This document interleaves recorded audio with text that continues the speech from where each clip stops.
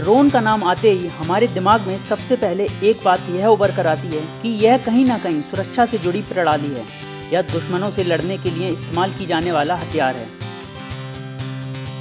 लेकिन आपको जानकर हैरानी होगी कि ड्रोन जल्द ही आधुनिक कृषि प्रणाली की दिशा में एक नया अध्याय बनने जा रहा है।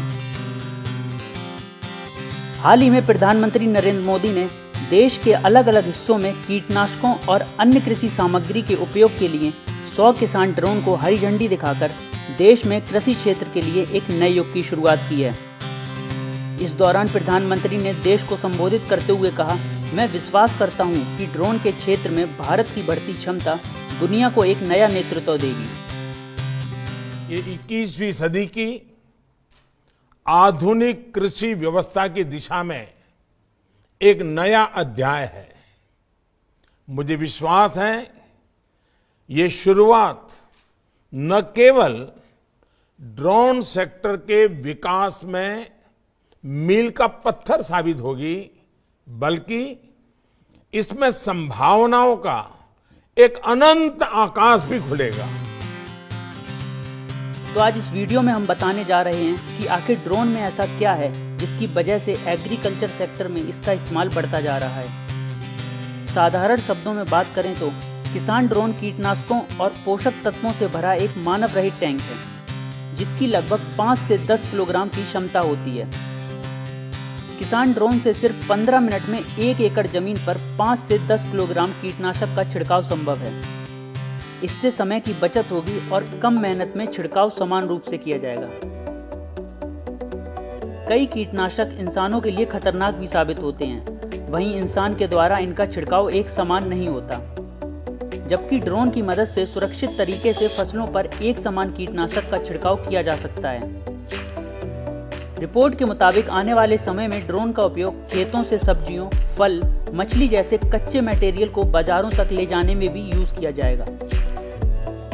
मतलब साफ है कि जहां किसान को मैनुअल पहुंचना संभव नहीं होगा, वहां ड्रोन आसानी से पहुंचकर काम कर लेगा।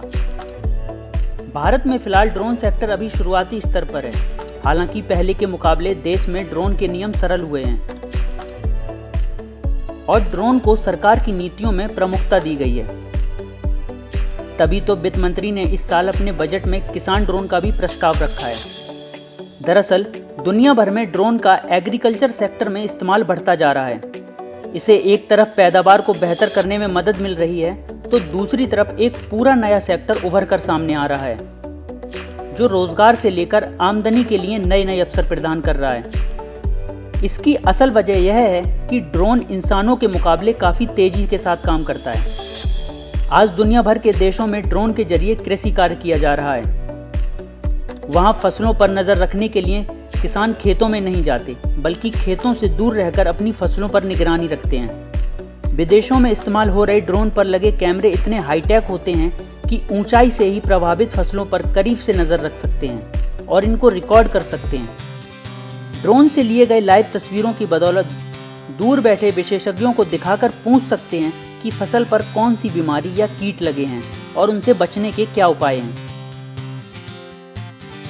आपको शायद याद होगा कि पिछले साल जब देश में टिड्डी दल ने हमला किया था, तो उन्हें भगाने के लिए ड्रोन का इस्तेमाल किया गया था। दरअसल ड्रोन के रोटर ब्लेड से निकलने वाली आवाज़ का इस्तेमाल कर किसान जानवरों को बिना नुकसान पहुंचाए फसलों को बचाते हैं। ग्रामीण इलाकों की मैपिंग हो या फसलों की बुआई का एरिया की माप, ड्रोन कई तरह की संभावनाएं लेकर आया है। सरकार गांव में रहने वाले लोगों की संपत्ति के दस्तावेज बनाने के लिए ड्रोन का इस्तेमाल पहले से ही कर रही है। वहीं अब ड्रोन कंपनियां ऐसी सुविधा दे रही हैं कि किसान अपने खेत की माप से लेकर फसल की बुआई का एरिया जान सकता है।